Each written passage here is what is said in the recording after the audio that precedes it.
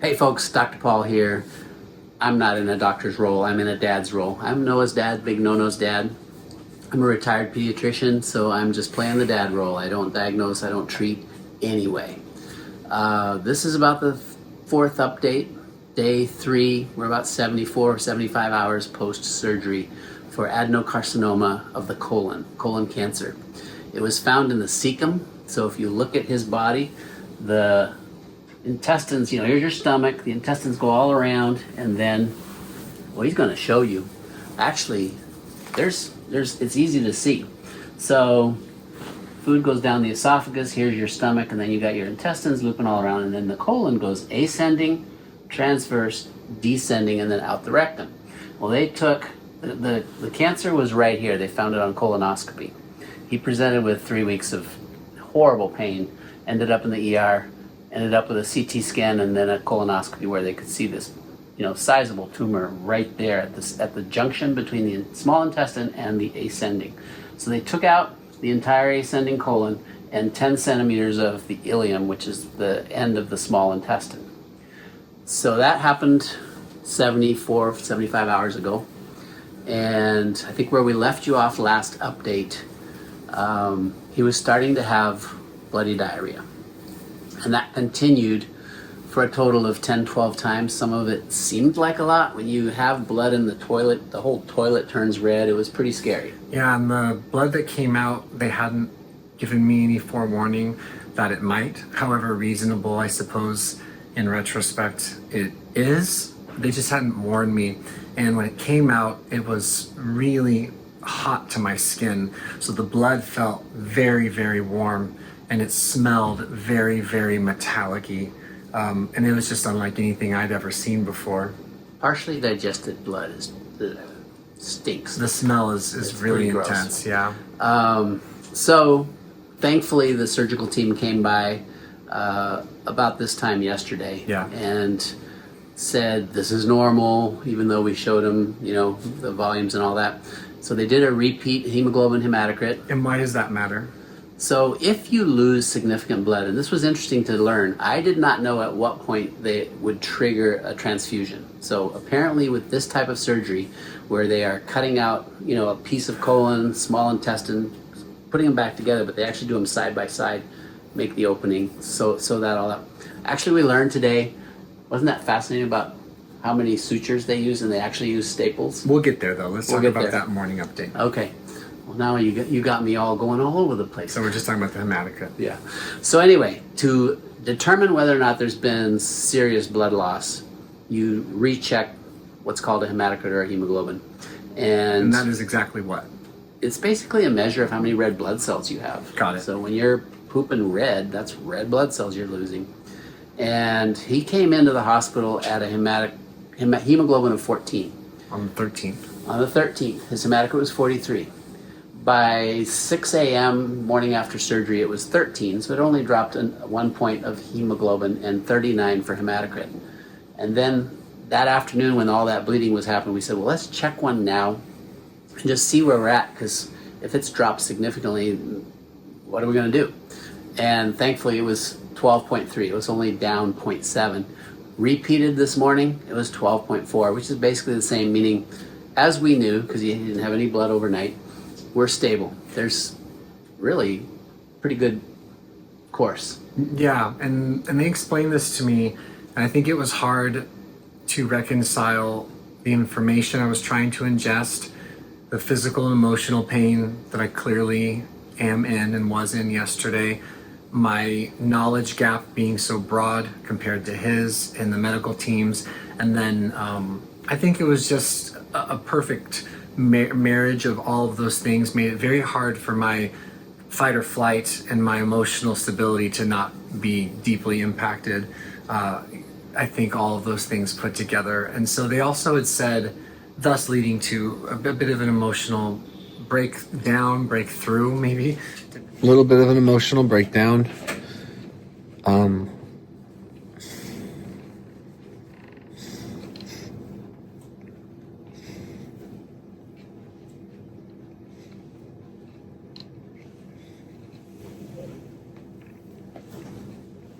Didn't expect to recry. haven't had a good cry in a while.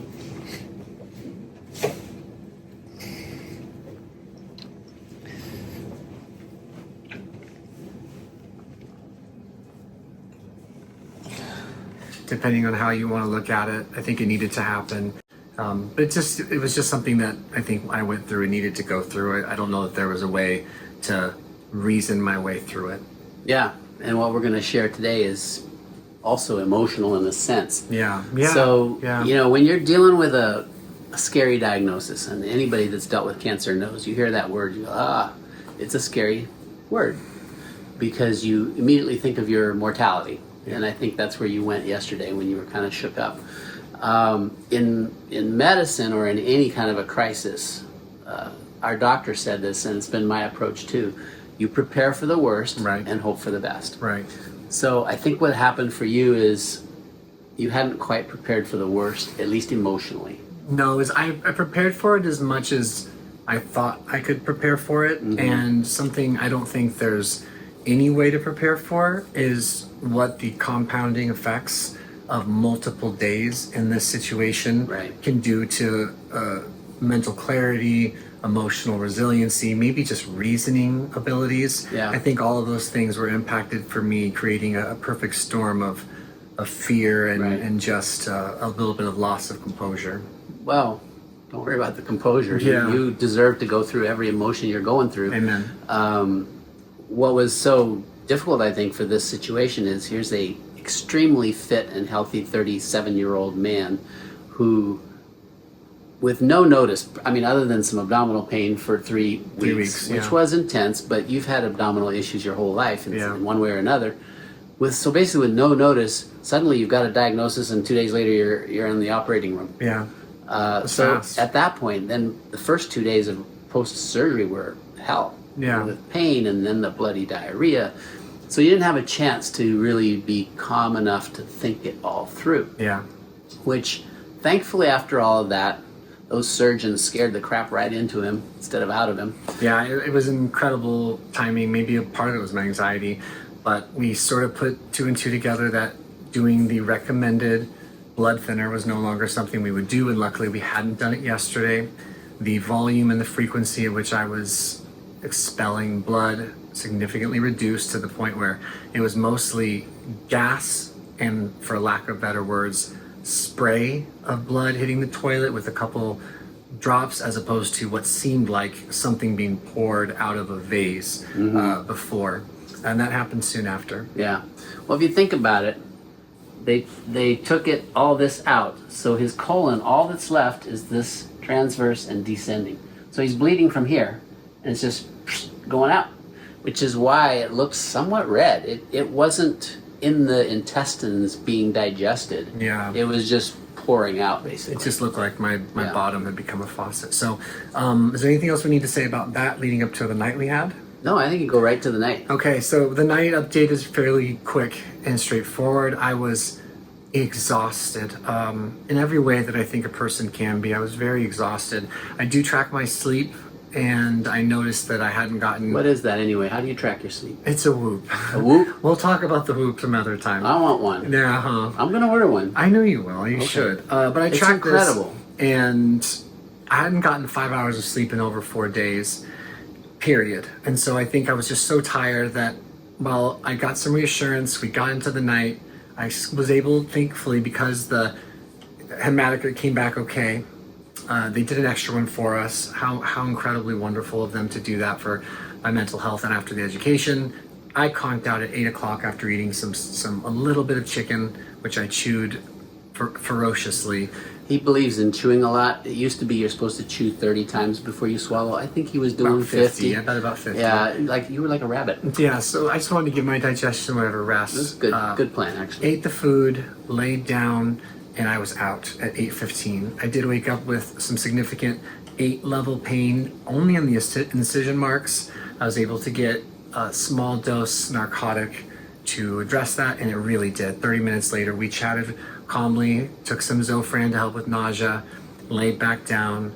4 hours later, one more small dose of narcotic, laid back down, and I was able to get a little over 7 hours of sleep with relative comfort, emotional comfort too, and some physical comfort, generally speaking. So really, really grateful for that. First night's sleep I've had for at least 5 or 6 days. That seemed like I got some real sleep. Yeah. So that takes us to this morning, this day being, what day is it, Dad? Today's Thursday. The surgery was Monday. Okay. This is day 3, 74 hours after surgery. And so it's 74 hours after surgery. Go ahead. Started day 4. Yeah, started day 4. So the surgeon came in, Dr. Crow. and he's been great. Oh, very man. calm, and he shared. So it's so interesting. We asked the question, what's next? Yeah. And we know it's. Well, the blood draw is pointing. Let's mention that for What what's about worth. it? We The did result? Yeah, and that. Did I thought we already did. Forgive me. Yeah. No, it's okay. His hemoglobin hematocrit were stable, basically the same. Gotcha. So this morning. He's not bleeding anymore. Got it. And he says we don't even have to do any more blood work. Right. There's nothing to worry about. What we're waiting on now. Right. Okay. So we know from the biopsy that came back from the colonoscopy that it's adenocarcinoma. That's what came back today. That's what we got today. So it is confirmed, as they basically knew from appearance, that this was an adenocarcinoma, which is apparently the most common type of colon cancer. Right. I'm not a cancer doc. In pediatrics, I've never dealt with colon cancer. So it was a little new for me just to learn, okay, well, how do you figure out how serious the colon cancer is? Right. And he explained to us the grading system, which took me back to medical school like 40 years ago. There's 3 criteria. So they call it T, N, and M. T is for tumor, and they look at how far that tumor has advanced through the wall. So if this is the intestinal wall and my fingers are the intestinal lining, you've got the inner lining, you've got the muscle, you've got the outer lining. And if it's contained totally within that inner lining, that's just a grade 1 of tumor marker. If it's broken into the muscle, that's grade 2. If it's breaking through to the outer membrane, that's 3. And then if it's invading adjacent tissue, that's 4. Stage 4. Stage 4. No. Well, I don't know. Okay. Grade or stage, I'm not sure. Like I said, this is not my area of expertise. But so they will, once we get the biopsies back from the surgery itself, where they will look at how far, if at all, it has advanced through the wall, we will have a tumor grade or a tumor extent, whatever that number is. Then there's the N, for nodes.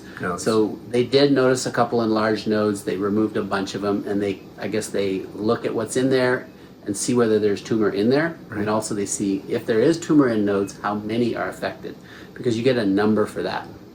And then finally there's M for metastasis, and we know there's no metastasis. They've done the chest x-ray, the CT scan, CT of chest, abdomen, pelvis. Those are all clean. May I interject? Absolutely. This is where I want to share my experience just as the patient before he talks about what's next. I mistakenly thought that since it was caught, so to speak, my colon cancer, and localized at least to a region based on the information we got from the CT scan of my abdomen, my pelvis, and then following the colonoscopy, my chest, because nothing showed cancerous or worrisome there, I thought that if they cut all of this out, I was cancer-free. Like, no chance for stage anything, because it already hadn't spread. I was a little confused. What I had expected to understand more was that based on the biopsy of the nodes and in whatever surrounding tissue might be biopsied via the surgery, will I potentially need some chemo to basically just double check and cover my basis if maybe some small cancerous cells had moved. So I was mistaken in thinking that as of right now, I'm effectively cancer-free, which makes me sad and a little worried, but I think I'm working through it fine, and we'll talk about that in a moment, I suppose. And what he's about to explain was the actual reality of the result of the biopsy. Which, I'm not a cancer doctor, we will meet with oncologists probably in a couple of weeks or sometime in the next week or two, and they will tell us exactly what their specific recommendation is. But the general concept is we are not stage 4. Right, because it hadn't protruded through the wall, grabbing onto the... No, that's different. So stage 4 requires metastasis, the M. And there was no metastasis. There's no evidence of the tumor being in the chest, in the liver, in the kidneys, anywhere. Well, and in the T part, it hadn't gone into 4. It hadn't burst through and grabbed onto the intestinal wall. True. Yeah. So it's just a matter, are we 1, 2, or 3, and to what extent we prepare for 3, which is definite chemo, or I'm pretty sure definite chemo, and then 1 or 2 we shall see. Yeah. And I think that was the tough part for you, is you hadn't realized it could still be a 3. Yeah, I hadn't realized that. We hadn't even talked about staging. I know. I just hadn't. I got confused. Yeah. So I felt my heart rate elevate a little, but I brought it back down. We talked. I prayed. I stayed in the moment. I'm just trying to stay right here and today in the moment. And yeah. You shared something with me that I thought was rather profound. You have, I forget who you mentioned, but you have somebody you know of who I think is a CrossFitter who's very, very fit. Yeah. And you shared that he likes to stay optimally fit, just specifically in case Of crisis. some major crisis happens. Maybe share it, because the way you shared it was very eloquent. I think that might be helpful for somebody. So I don't know that anyone necessarily thinks like, I'm going to be in this situation one of these days. Perhaps some of us do. I just didn't think I would be in this specific situation anytime soon. And that's just me being ignorant, clearly. As it pertains to what he's talking about, I work hard on my fitness. I work hard on my health. I'm learning that there are ways to work much harder on my fitness, to work much harder on my dietary stuff. Who knows what we'll learn, and I'll share what I learn as I learn it so we can learn it together. But one of the mantras and models of CrossFit that I do believe in that applies here is that Ben Bergeron says this, but if we can work our best to be extremely fit, mind, body, soul, bio, psychosocial, spiritual, just get as fit as you can, then in the event of crisis, and in my case right now, a medical crisis, a health crisis, we might recede to a space of average wellness. From extremely fit to average health to maybe a little bit sick. And I'm feeling really grateful that I get to attack this, I think, from about as fit a perspective as I can, so that I'm not going from average to below average health into abject sickness, given what's coming and all that. So we just need to wait and see what's coming Monday. Yeah. Monday's when we're going to learn more. I just need to stay right here and today. I went to a 12-step meeting that was good for me. I'm leaning on my support system, which is good for me. And they talked a little bit about my diet, and they talked about the importance. I suppose we can wrap up here unless you think there's something else we need to say. But the doc did say it's going to be really important to make sure that I'm not doing anything to strain the stitching in my middle abdomen, that it's got about the tension strength of 20 to 30 pounds. But one of the main things they'd be worried about, potentially for a guy like me who's passionate about training and lifting or whatever, is that I would tear my sutures and create a hernia, an inguinal or abdominal hernia. Yeah, it'd be abdominal hernia right above the umbilical. Right, so we don't want to have that, so I'll be really careful. I just need to take it easy. Basically, I just need to take it easy for the next month, and we'll talk more about that later. I'm capable of that. There's a follow-up coming up in a couple weeks to meet with my oncologist and figure out what we're going to do there, and the possibility, depending on what we learn on Monday, of chemotherapy starting roughly 4 weeks, should the information that we'll share with you be what it might be.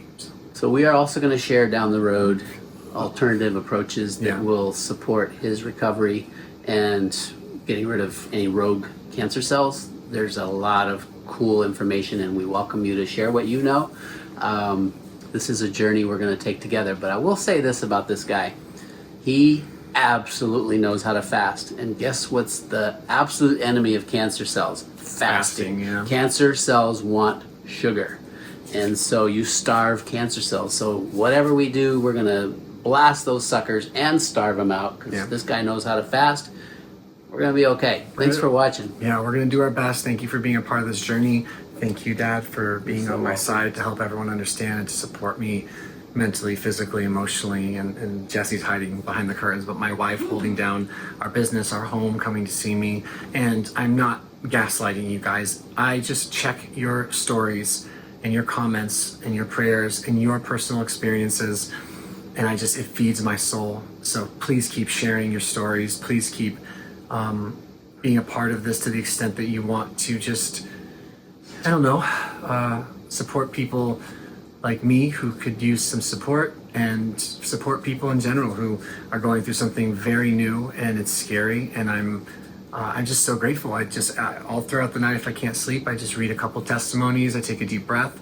And I remember that there's nothing particularly unique about me. That a lot of us are going through this, and that it's frightening and it's overwhelming. And I'm going through stages of grief. I'm okay right now, and I'll just try to be as transparent as I can. So, thank you. We love you guys. This has been as overwhelming as this is, and I don't think I fully understand what's happening to me. It's been very healing to have you guys with me outside of the amazing medical team and personal family support I have. So that's what's going on now, and I think that's it. I'm going to keep eating as slowly and as softly as I can. I am passing gas. I'm going to try to minimize pain meds until bedtime, unless I can't make it. Small little steps. Just take it moment by moment. There you have it, folks. Pass gas and everything gets better. Oh boy. Thanks for watching. Thanks for watching, guys. Bye-bye. You're funny, Dad. Okay, Jesse, you're free.